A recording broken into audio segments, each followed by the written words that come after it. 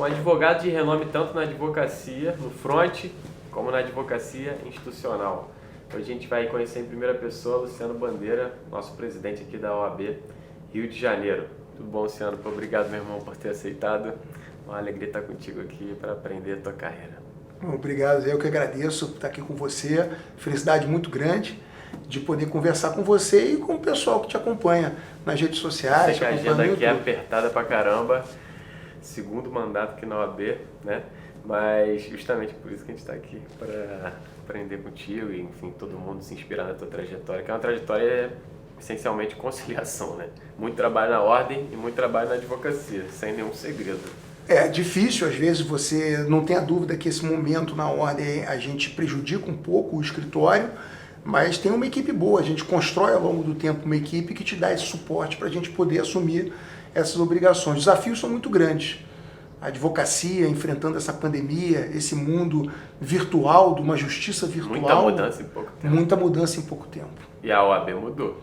Mudou muito também. Atendeu. A ordem teve que se reinventar, porque ela teve que focar no apoio aos advogados e advogadas. E adequar, porque nem todo mundo tinha a estrutura necessária para acompanhar esse mundo virtual.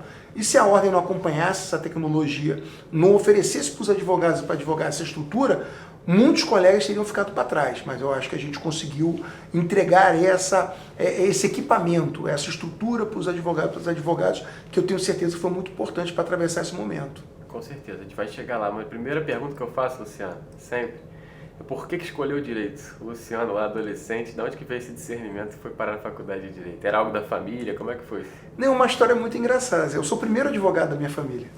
Né? Meu pai era engenheiro, minha mãe professora de português, meu irmão mais velho é médico, né? E chegou a minha vez, eu não sabia muito o que eu ia fazer, não tinha assim uma definição. E pensava até em fazer faculdade para história, porque eu gostava muito de história, gostava muito de ler e tal. E aí, conversando com um grande amigo, que foi uma pessoa muito importante na minha vida, na minha carreira, que me ajudou muito, falou assim: não, você vai fazer direito, faz direito. Aí eu fui lá, fiz vestibular para direito e comecei a estudar e me apaixonei, porque realmente o direito, ele é uma das poucas profissões que te oferece um leque de oportunidades e caminhos que eu acho que nenhuma outra profissão oferece, né? Então, eu acho que foi isso. Mas na faculdade, no primeiro momento, já foi um momento assim de se apaixonar? Ou aquele começo do direito foi um pouquinho truncado para você? Quando é que foi começando a se tornar mais prazeroso estudar ali, vendo qual ramo que gostava mais? Como é que foi a faculdade para você? A questão do ramo que gostava mais, eu acho que foi uma coisa que as circunstâncias da vida acabam te levando para isso. Porque tem aquela história, né, que no início todo mundo se apaixona pelo direito penal, não é? E casa com o direito civil, né? Mas na faculdade, eu logo no início, nos primeiros períodos, eu já me apaixonei.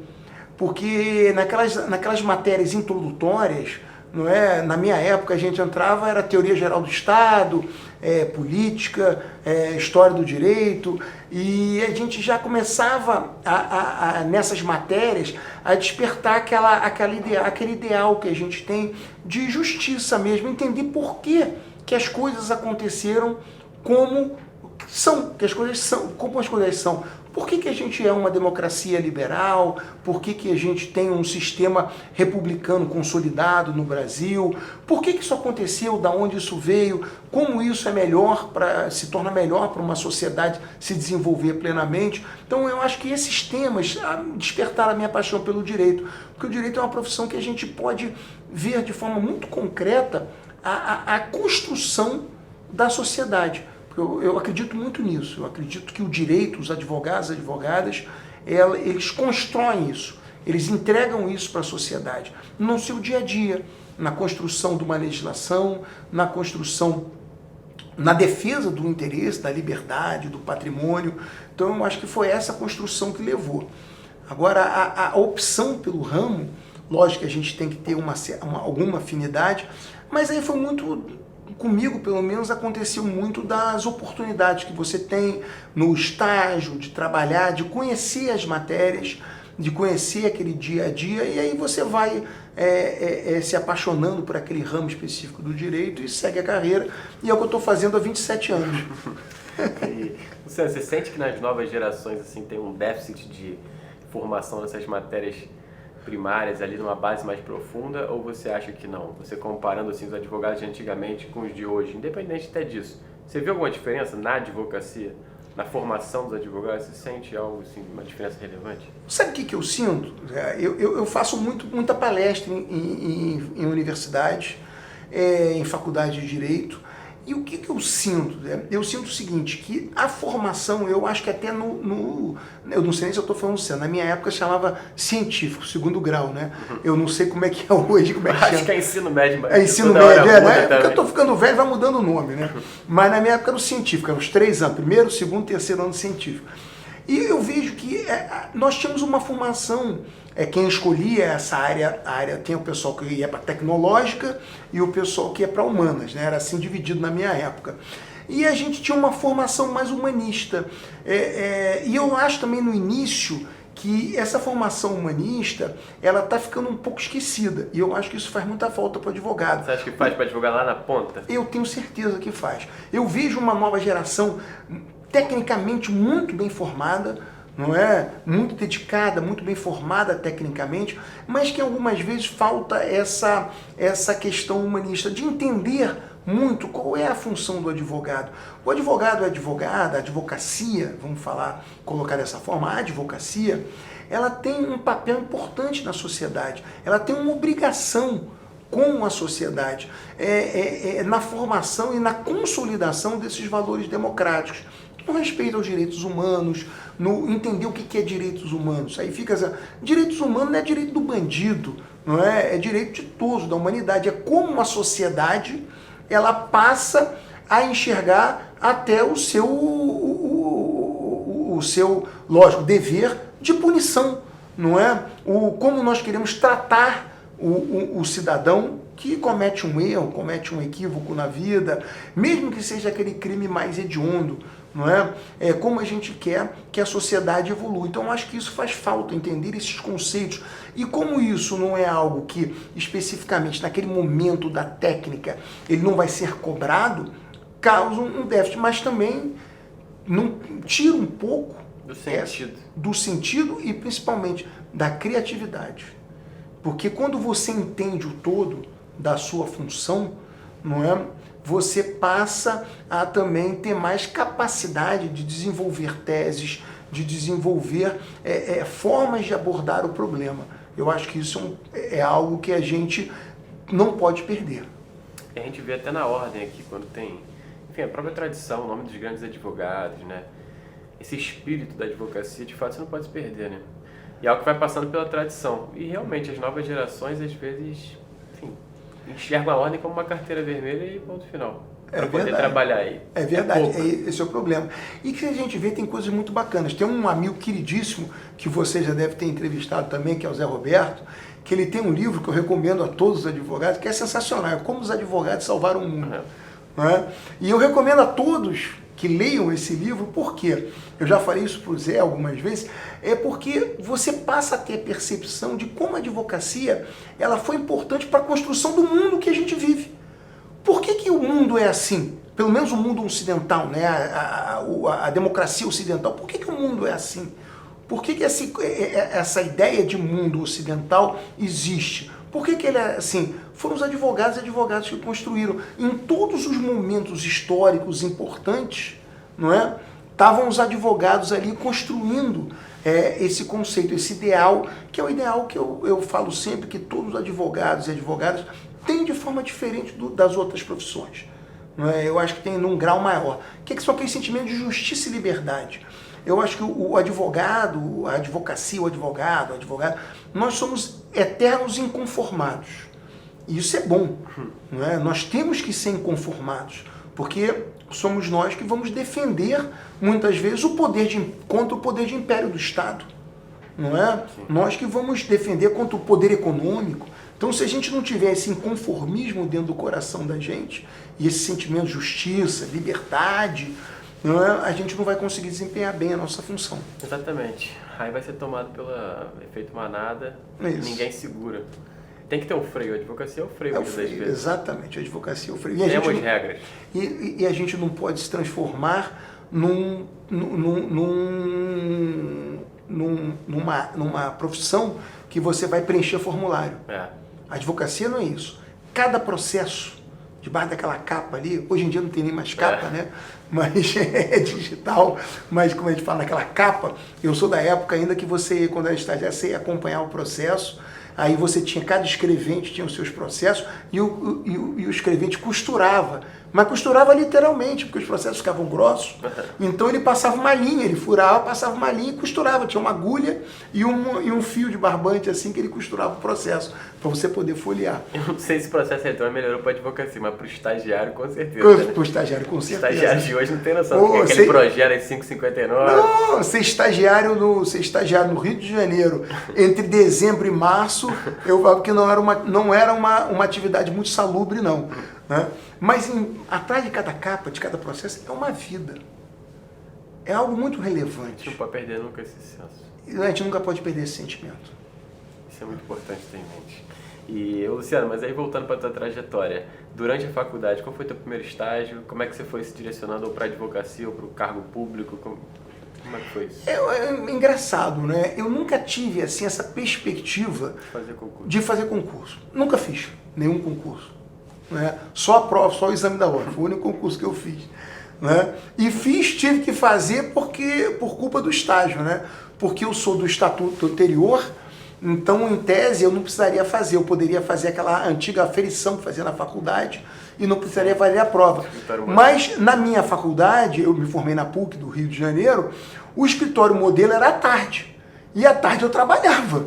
E não dava para chegar no escritório. Eu estagiava o escritório onde eu comecei minha carreira, que é o Kincaid, que é um escritório muito tradicional aqui do Rio, muito antigo. É um escritório eu acho que o Kincaid completa 100 anos por agora. Não dava para chegar no escritório e falar, não, ó, hoje eu não venho não, porque quarta e quinta, ou terça e quinta, não lembro, eu tenho que ficar lá na faculdade de tarde, no escritório modelo, para não precisar fazer a prova. Então, eu fiz a prova e acho que foi muito bom para mim fazer a prova. Acho que foi eu acho que é muito gratificante, como é para todos os advogados que submetem ao exame e são aprovados. Então, eu comecei, ali, assim, eu fiz um estágio num escritório menor com um advogado, um excelente advogado com quem eu aprendi muito, Marcelo Moraes, que me ensinou muita coisa, aprendi muito ali. Depois eu fui para uma estrutura maior, logo depois estagiário também, que era o Kincaid, aí já é um escritório grande, né, com muitos advogados, e você passa a ter uma perspectiva diferente e um olhar diferente também da atividade. E ali eu completei a minha faculdade, fui efetivado, fui trabalhar e tive a sorte, eu fui trabalhar como advogado e tive a sorte de trabalhar com o Sérgio Eduardo Fischer, que foi um grande pai para mim na profissão, que me ensinou muita coisa. E daí a área, eu acabei atuando nessa área mais voltada ali para o direito civil, para o direito empresarial, mas pela natureza da própria atividade, com quem as pessoas que eu estava ali. Você tinha advogados trabalhistas, sócios trabalhistas, pessoal do direito marítimo, o Kincaid era um escritório muito forte, ainda é até hoje no direito marítimo, e o Fischer era mais dessa área de direito civil, e aí como eu fui estagiar e fui efetivado, fui trabalhar com ele como um dos sócios, então acabei enveredando para essa área e gostei muito. Mas acho que todas as áreas do direito são muito gratificantes, desde que você seja dedicado e bom. Né? Exato. Luciano, porque muita gente fala que a advocacia está saturada, tem muito advogado, que pode ser até uma verdade do ponto de vista dos números, mas a advocacia nunca vai estar saturada para os bons advogados. Tem muita gente também que às vezes se acomoda, não acompanha sequer atualizações legislativas, jurisprudencial, coisa que é da profissão e, enfim, quer ter um prestígio extraordinário. Não tem como, na verdade. É melhor se especializar, que foi o que você fez. Você acha que isso é um movimento recomendável, assim, para o advogado? Eu acho que o direito é muito amplo. É muito amplo. Eu acho, pode ter que alguém seja, mas eu acho muito difícil que alguém consiga ter a profundidade, a dedicação que demanda o direito em todas as áreas. Lógico que a gente sabe, aqueles gênios, né? Pontes de Miranda, tratado de direito privado, escrevia praticamente sobre tudo, não que conhece. Você tem que ter um conhecimento de todas as áreas, porque isso é importante. Né? Esse conhecimento transversal ele é importante. Mas você tem que ter dedicação e especialização para abraçar uma determinada área do direito para que você possa ser um bom profissional. E olha, eu não acho, vejo isso no dia a dia, de forma nenhuma vejo um mercado pequeno. O bom profissional, para a pessoa que conhece, que tem uma formação, e hoje em dia com esse viés tecnológico, que se você consegue fazer essa mistura de tecnologia com conhecimento do direito, o mercado está absolutamente aberto e, ao contrário, tem deficiência desses profissionais. Então, de forma nenhuma, eu acho que o mercado está saturado. Agora, lógico, para aquela pessoa que acha que vai fazer só uma ação de despejo ou vai fazer uma coisa mais ali repetitiva, não é? Aí, com certeza, o mercado vai estar saturado. Mas aquela pessoa que se aprofunda, que vai discutir os temas, até mesmo na própria ação de despejo, que mudou tanto o direito imobiliário, e nesse momento que a gente vive, ele muda ainda mais, que vai discutir a fundo, vai entender a fundo a questão da legislação, vai entender como buscar as soluções até para esse momento da pandemia, que foi muito grave para todos, de modificação de legislação, não é? Eu tenho certeza que vai ter um espaço para esse advogado. E outro aspecto interessante que você falou é que você começou no escritório pequeno, depois foi para um escritório gigantesco. Tem esses dois modelos de advocacia, né? A gente vê uma advocacia mais artesanal, que o advogado tem até conhecimento do acervo todo, e a advocacia de grandes escritórios, que várias equipes, enfim. Como é que você enxerga esse discernimento? A pessoa que está começando não sabe se entra num escritório grande ou se abre o próprio escritório, acha que isso é pessoal, circunstancial, pelo perfil. Como é que você enxerga esses vários tipos de advocacia? Eu acho que muito circunstancial, posso falar pela minha experiência. O primeiro estágio que eu tive foi num escritório pequeno, depois fui estagiário e fui advogado num escritório grande, numa estrutura muito grande, e hoje eu voltei para uma estrutura pequena, mas artesanal, não é? Eu passei por essas experiências e eu acho que todas elas são válidas, tá? Todas elas são válidas. Tem o seu lado bom e o seu lado ruim, todas elas. Agora, eu acho que principalmente naquele momento do estágio que a gente deve tentar experimentar todas. Se tiver acesso a isso, experimentar todas. Não ficar num só. Eu acho que fazer pelo menos 2 estágios diferentes durante o período. Se tiver oportunidade, eu sei que muitas vezes é difícil, a pessoa não consegue. Agora, eu acho que você, numa estrutura maior, você vai ter a oportunidade de ver mais coisa. Não é? No escritório pequeno, normalmente você faz só uma coisa. Num escritório maior, não é? Não estou dizendo que precisa ser um full service gigantesco, mas um escritório com uma estrutura maior, você vai acabar tendo um contato com advogados trabalhistas, com o pessoal que faz tributário, com o pessoal que faz o societário, com o pessoal do contencioso, da arbitragem, tal. Então você acaba vendo mal ou bem tudo.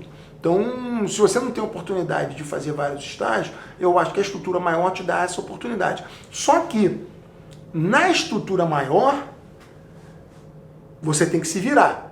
Porque não vai ter ninguém perguntando para você na estrutura maior, você está com uma dúvida nisso aqui, isso aqui é uma coisa mais pesada. Na estrutura menor, certamente você terá uma atenção maior. E eu acho muito, Zé, que não existem 2 histórias iguais. Cada um faz a sua história. Cada um constrói a sua história. Eu acredito muito nisso. E a história é construída com base na dedicação e na vontade de cada um. Não é fácil, nenhuma profissão é fácil.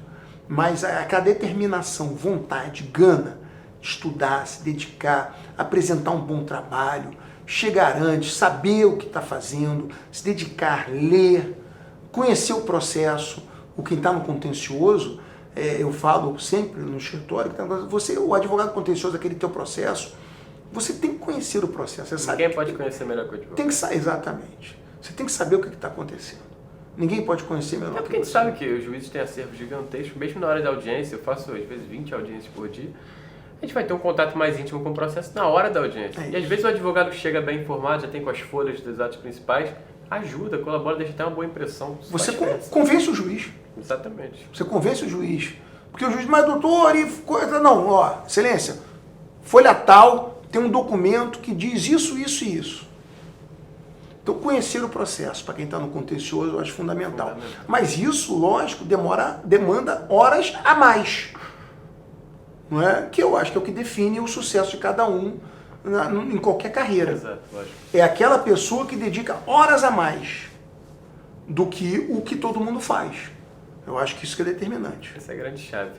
E cara, como é que foi esse momento de mudança de você sair de um escritório grande e abrir teu próprio escritório? Dá um friozinho na barriga, mas qual que é o critério de saber que tá na hora de abrir meu próprio escritório?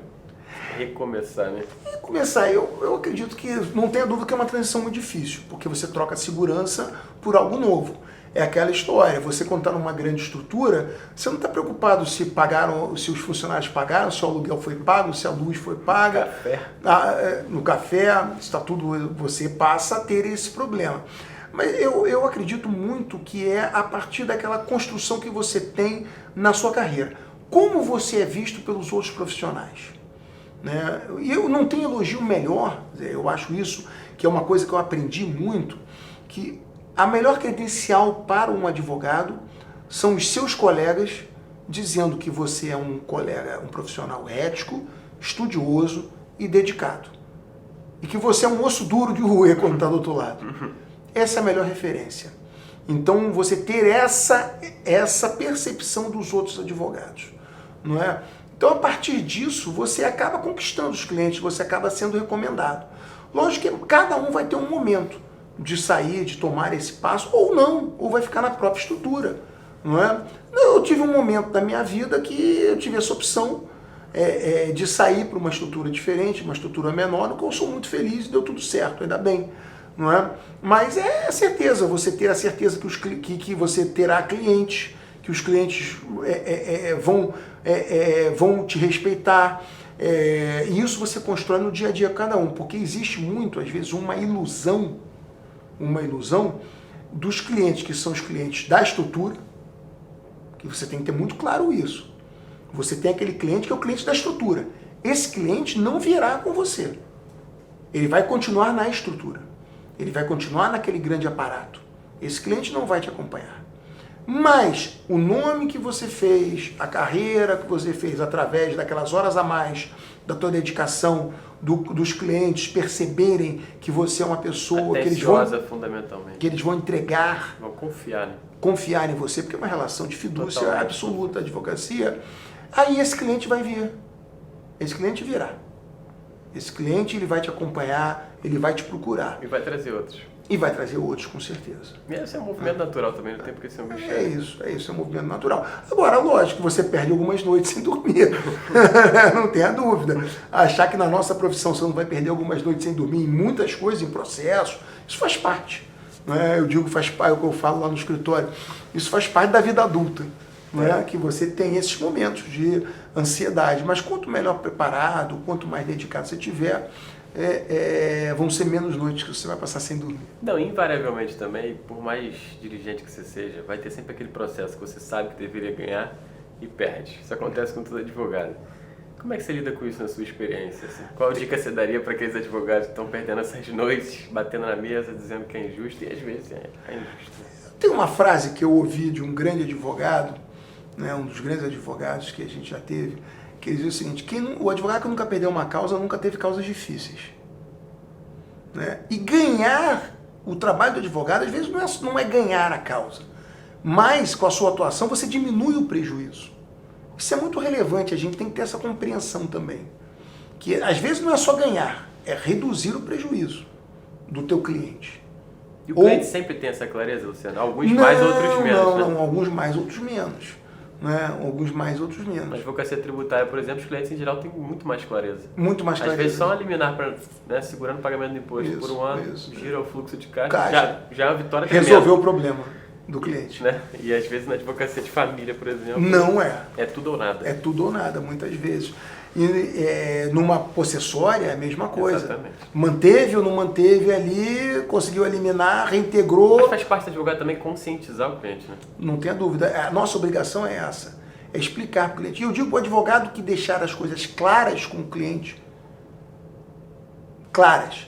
Explicar o que vai acontecer, o que pode ser, as consequências do processo, pode acontecer isso, pode acontecer aquilo. Não vai ter problema com o cliente. Mas muitas vezes o advogado, e essa é uma coisa que é difícil, e a gente tem que aprender a não cair, para você fechar o contrato, ter o advogado, você fica... Não, mas nem prometer, mas você fica com receio de dizer as dificuldades. De esclarecer as dificuldades de forma profunda ali. Ó.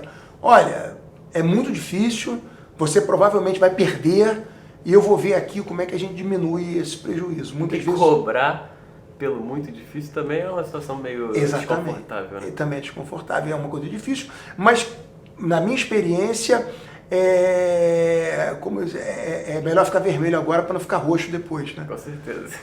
Então é falar a verdade. Transparência é a mesma coisa. Se você tiver isso, você não vai ter problema com o cliente. Né? Então, isso eu acho importante, é ter uma defesa do advogado. Luciano, outro ponto que você falou na tua trajetória que está sempre na pauta é o exame de ordem. Né? Já mudou muito ao longo desses anos, não era obrigatório, passou a ser, havia consulta para doutrina, deixou de ter, enfim. Hoje tem um formato que me parece um formato muito validado, muito justo, mas todo exame dá polêmica. Nível de dificuldade da banca, o primeiro depois da pandemia, 73% de reprovação. Sinceramente, eu acho que o exame tem um bom formato. É um formato até... Eu sempre falo, a intenção do AB é que você passe. Não é uma prova feita para você ficar preso naquela prova. Agora, é o mínimo de requisito para você poder advogar com tudo isso que a gente conversou aqui. A responsabilidade da advocacia é tremenda. Mas muita gente não enxerga assim, né? Enxerga como uma barreira por si só. O que não é. Como é que você enxerga o exame do OAB, assim, do ponto de vista da administração, tudo que você já passou? Eu acredito que a primeira coisa que a gente tem que deixar claro é que o exame da ordem, ele não é um exame classificatório. É um exame de suficiência. Exato. Então, é o seguinte... É um juízo de mínimo. Se 100% passarem, 100% receberão carteira. Então, não é reserva de mercado, porque não existe um número, a gente não determina um número, nesse concurso só podem passar 20%. Não adianta você tirar acima de 7, 8, 9, que só quem tirar 10 que vai passar, porque são só 20%. Não é classificatório. Então, essa questão, esse argumento de reserva de mercado já cai por isso. Né? É um exame de suficiência. Eu acompanhei, eu vivi muito isso. Como advogado, como eu te falei, eu sou do Estatuto Antigo, mas fiz o exame, onde eu não precisaria fazer se tivesse feito o escritório modelo, mas fiz porque eu não conseguia estar à tarde na faculdade, então tive que fazer o exame, e o exame mudou muito. E eu acredito que hoje o exame, ele nessa transformação toda, eu acho que o exame ele ficou muito bem feito o modelo. Porque o exame não é a OAB que faz. É uma entidade de alto reconhecimento no nosso país, a Fundação Getúlio Vargas, que faz o exame. Se perguntar para mim o que vai cair na prova, quem vai corrigir, qual é a pergunta, eu não sei. Nenhum dirigente de ordem sabe. Só a banca lá da Fundação Getúlio Vargas que sabe. Nós não corrigimos a prova, não é? Só lá a banca da Fundação Getúlio Vargas faz. E o exame é o mesmo exame, é a mesma prova aplicada no Brasil inteiro, no mesmo dia, para todos os estudantes de direito, para todos os bacharéis. Então, ele é uma prova que iguala oportunidade, não tem diferença. Então, eu acho que isso é muito relevante, isso é muito importante. Outra coisa que é adequada, às vezes a pessoa fica nervosa, eu reconheço isso. Estudou, se preparou, mas se aquele dia não estava bem, aquele dia fiquei nervoso e não fui bem na prova.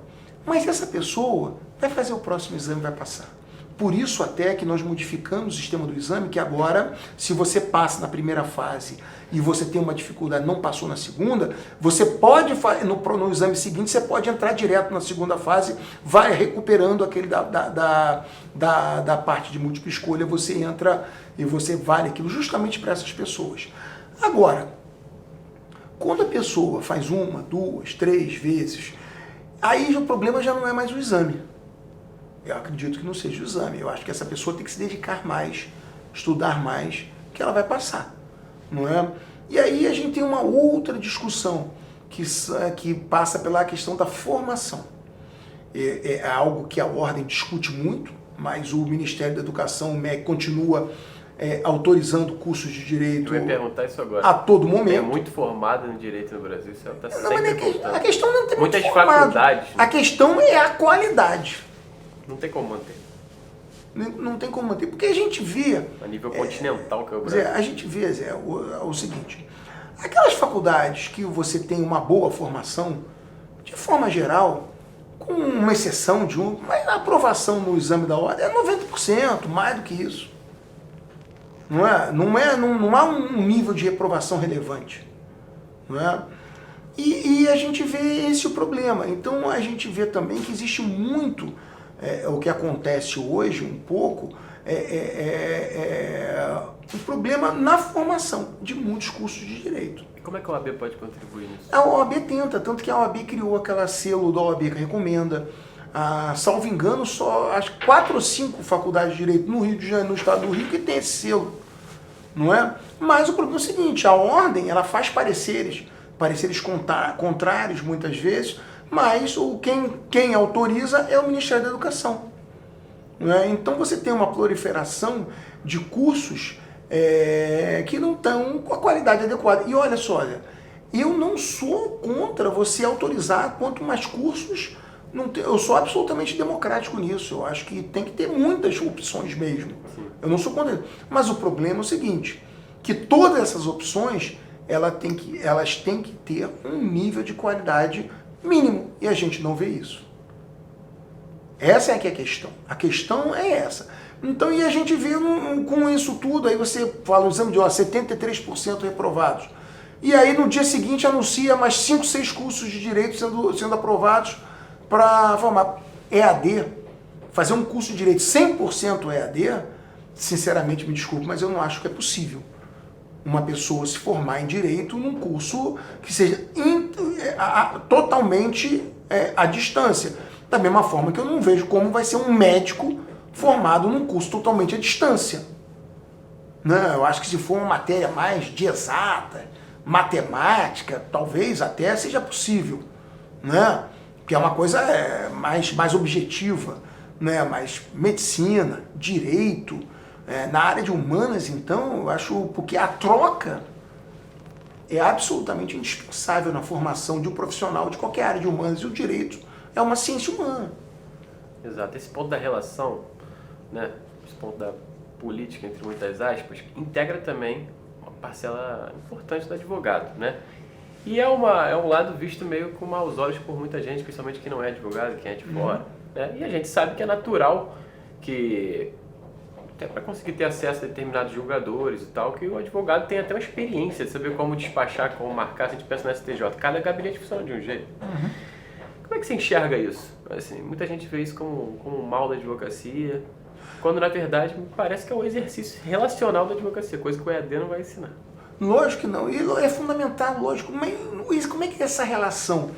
O que eu digo para todo mundo, e digo para meus colegas mais jovens no escritório, digo para todos, falo quando eu entrego carteiras, a advocacia... Sabe que você me entregou minha carteira em 2014, né? Você era tesoureiro na época. É uma honra muito grande para mim.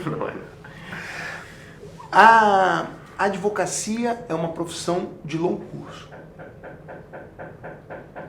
Não existe aquela pessoa que vai se formar, pegou a carteira e já ganha milhões. Esse caso você pode olhar com preocupação. Sim. A advocacia é uma profissão de longo curso. É muito tempo de dedicação, é muito tempo de presença nos tribunais, nos fóruns. E não é algo errado. É como o julgador vai te enxergar. Exato. O julgador vai te ver na tribuna, sustentando 1 vez, 2 vezes, 3 vezes. Ele vai falar, poxa, esse advogado, ele coloca bem suas razões. Ele não fala loucuras, tem um pensamento concatenado. Os processos dele, eu não vou dar nesse aqui, mas o argumento dele me fez pensar. Ele tem uma postura correta. Então, esse advogado, quando ele for lá despachar comigo, eu vou olhar para esse advogado de uma forma diferente. Isso é uma construção da sua carreira, da sua reputação. É exatamente isso. Os colegas vão olhar, não, o fulano ele é um bom advogado. Ele não escreve petição, ele não tem erro de português na petição dele, ele apresenta argumentos sólidos, você vê que ele utiliza os julgados adequados na questão que está sendo colocada. É isso que constrói a carreira. É isso que é a carreira. Agora, lógico que uma pessoa que tem essa carreira, ela vai ser melhor recebida pelos colegas, como será melhor recebida pelos jogadores. Mas aí é um trabalho de cada um trabalho no dia a dia, um trabalho que é de cada um de nós. Luciano, e como é que foi a tua trajetória dentro da OAB? Porque o escritório por si só já suga todas as energias, família. Que momento você resolveu se complicar ainda trabalhando pela ordem? O que eu digo, na faculdade ainda eu não percebia a importância da ordem. Acho que foi a relação, a convivência com outros advogados mais experientes, que me chamaram a atenção para essa importância da OAB, a relevância que a ordem é. A gente não pode pensar que a advocacia vai ser forte e respeitada se a ordem dos advogados não for forte e respeitada. Uma coisa depende da outra. Eduardo Seabra Fagundes, um grande presidente do Conselho Federal da Ordem, ele dizia que a advocacia só é forte quando a OAB é forte, a OAB só é forte quando a advocacia é forte. É uma simbiose, é uma coisa só.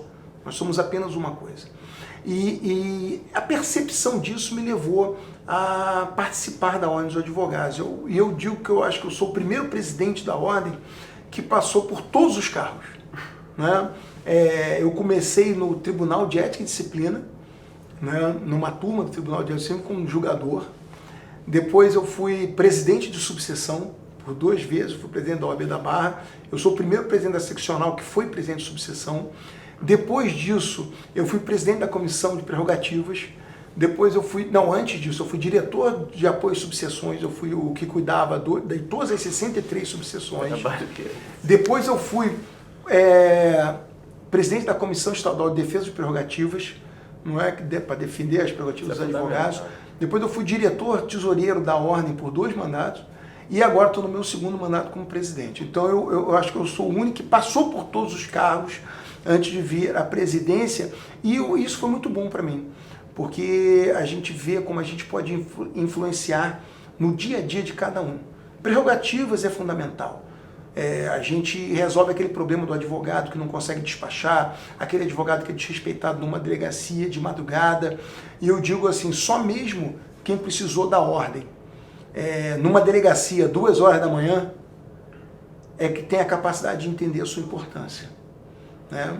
Como, por exemplo, hoje você vai no Complexo Penitenciário de Bangu, você tem uma casa da advocacia lá dentro e você pode utilizar os serviços, tudo isso.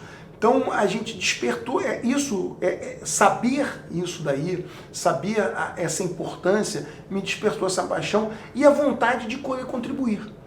Eu acho que cada um contribui um pedaço. Eu já estou no final da minha caminhada aqui na Ordem. Lógico, continuarei sendo advogado, continuarei, quando acabar aqui o meu período aqui na Ordem, deve ser aí em 2024, eu vou voltar a me dedicar integralmente ao meu escritório, morrerei advogado, porque eu acredito muito na advocacia, eu tenho essa paixão, não acho que a advocacia ela precisa de complementos, a advocacia me preenche de forma suficiente. Então a Ordem toma muito tempo, é verdade, gera muitas vezes um prejuízo para a tua vida pessoal. Muitas vezes eu ficava pensando assim, quando minhas filhas eram pequenas, nessa história de ordem, né, só essa caminhada ocupando, são 18 anos, então minha filha mais velha tem 22, né, vai fazer 22 em novembro, né, a mais nova tem 20. Então, para você ver que elas eram muito pequenas, e às vezes a gente ficava pensando assim, se elas vão me reconhecer, né? Reconhecer o pai.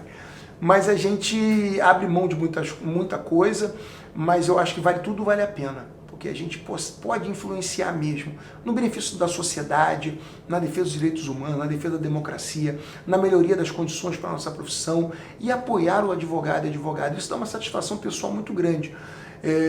Eu não acredito que uma pessoa resolva todos os problemas. Eu acho que cada um contribui com um pedacinho, um tijolinho, e eu estou muito confiante que acabando a 2ª gestão, falta muita coisa para fazer, eu vou ter colocado um tijolinho nesse edifício aí, que é a democracia brasileira, que é a advocacia nacional, o que é a Ordem. A Ordem vai continuar existindo. A Ordem é muito grande, muito maior do que todos nós. Não é? Mas eu vou ficar muito satisfeito de saber que eu ajudei a contribuir um pedacinho ali, e tudo. As viagens para o interior, as estradas esburacadas. Eu lembro que teve um ano que eu rodei no odômetro do carro mais de 65 mil quilômetros só em função da ordem no interior do estado do Rio de Janeiro, em um ano só. Não é? Então, mas tudo isso valeu a pena. Tudo isso valeu a pena. Tudo vale quando a alma não é pequena. Então, eu acredito muito nisso. Eu acho que a ordem, ela vale isso. Eu espero que outras pessoas possam continuar se dedicando à ordem. Vale para qualquer advogado, qualquer advogada participar da ordem. É boa para você construir as relações, o que o pessoal chama hoje de networking, nessas comissões todas da ordem, conhecer os grandes profissionais de cada área. A ordem é um lugar muito bom para isso. É muito bom para a jovem advocacia estar na ordem, participar da ordem. Sandro, tenho certeza que você está eternizado como um dos grandes presidentes aqui da nossa OAB e que esse trabalho todo ajudou muito a advocacia e ele é perene, tá? E você está inspirando as novas gerações a continuar trabalhando pela advocacia, né? Apesar do prejuízo que isso traz. A verdade é que a satisfação por colaborar por algo maior é muito grande. É muito grande, que nem ser torcedor do Flamengo, né? São as duas paixões da minha vida, a advocacia e o clube de regatas do Flamengo. E tua esposa? Ela também, lógico que é o amor da minha vida, mas o Flamengo é o Flamengo. Obrigado, meu irmão. Parabéns. Obrigado pelo bate-papo. Até a próxima. Obrigado, Zé. Beleza.